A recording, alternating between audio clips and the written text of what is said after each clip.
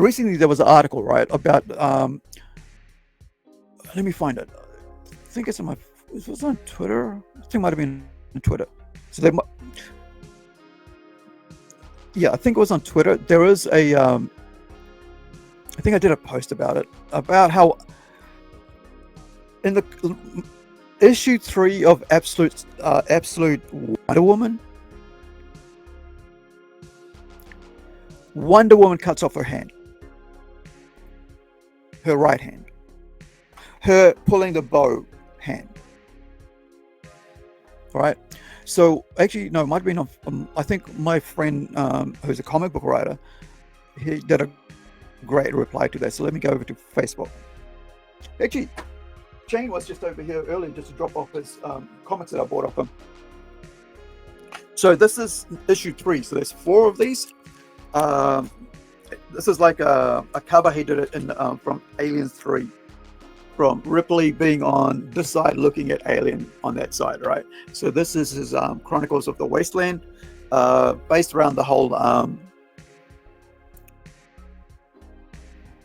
think Mad Max, right? So that, sort of the Mad Max world, right?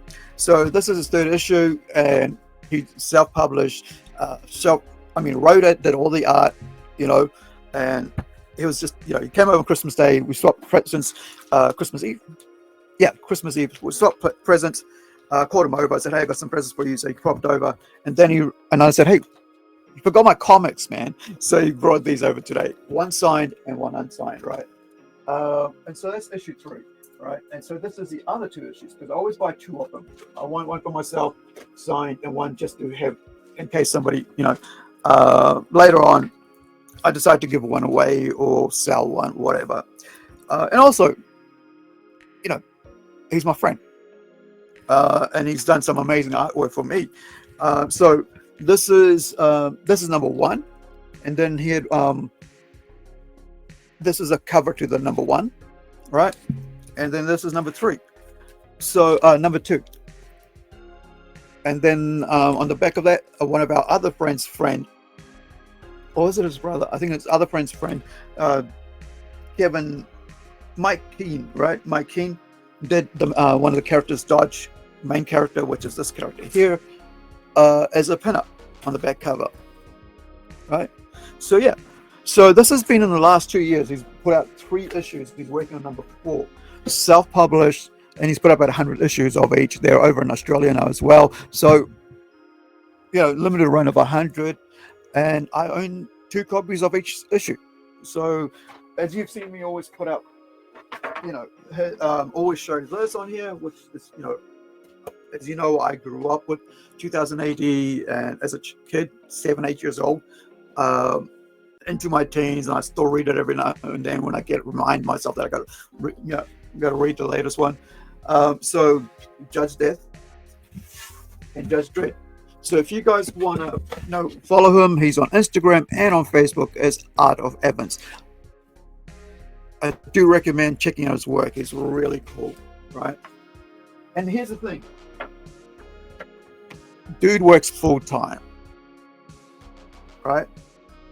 And this is the thing about the comic, people who do comics in the indie scene who don't sit on their laurels, who haven't come from the professional Marvel or DC, or don't have a name for working at all the 5-tier big names companies, right? However, you've got guys guys like my friend who've basically been just create comics for the love of it, right? Who've gone to art school, who've done their due diligence. Now he works as a screenwriter, not screenwriter, sorry, screen printer, as sign writer, does all that stuff, right? Sign writing. He works for a business. He's working for them for like a couple of decades now, if I remember right, because they went over different, switched businesses, names, buy, sell. They went from one thing to another thing, but he's been working for them for at least over 10 years. He works full time. In his time away from his work, in the weekends, at night, he's working on his own art. He's pen to paper, all right? And He's able to get that shit out in 4 years, or in 2 years, if I remember right. When did he get Art of Evans? When did he get his first one out? Let me see. So, I mean, I wish I'd start. I stopped drawing like about 30 years ago, probably about 90. I mean, I scribbled a bit, but like I think about, at least about 25 years ago, I stopped drawing from being really good to now I'm not even able to draw a face properly. So, and the thing is that myself and Shane used to be at art school at the same time. He was a year ahead of me, right? So, I'm going to put up Shane's page. I need to talk to him about changing the name of his profile on this thing to his own thing. So here is, sorry about the hiccups. It's like and burps because it's really dry at the moment. It's summer. We're in hardcore summer here in New Zealand right now. So here is his page, right? Do check him out, Art of Evans. He's a really great dude. Not only that, he's actually mentoring and teaching adults and young kids on a bi-weekly basis in the library. They have they started with a couple of people, and then now they've gone up to like about 30 or 40 people turn up, right? So it's what it's called. Make New Zealand Comics is the name of the Make Comics New Zealand is the, I think he had on the back of this one. On the third one, he put it out. Yeah. So here we go. I'm not sure if you're able to see that, but let me go this way. Yeah. So here we go. So Make Comics New Zealand is the group that they run, right? So, and I'll take you through that soon. So what I'm trying to get to here is that a lot of people in the indie scene are not waiting, not like online. They're not spending 8 hours, 10 hours every other day talking to you about what they're doing. They're actually doing it, right?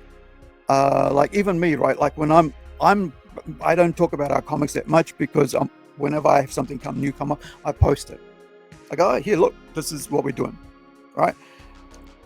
And then we have a different channel for, Plunge Comics, which is where we talk about our comics. Yesterday morning, I had a 2-hour stream with my artist from Brazil, Louise, right? And we looked at an artist who passed away in 2000, who worked for 30 years for Marvel and DC from Philippines, Alfredo Alcala, right? So let me just, get the link to that so you guys can check it out later. I didn't even know that guy, but his work was friggin' amazing. He, House of Mystery, Conan the Barbarian, Conan the Barbarian, the black and white one with Barry Windsor, he inked that work. And, it's amazing to see the quality in comics in the friggin' 80s, 90s, 70s compared to now in the mainstream I'm talking about. Not in indies, but mainstream.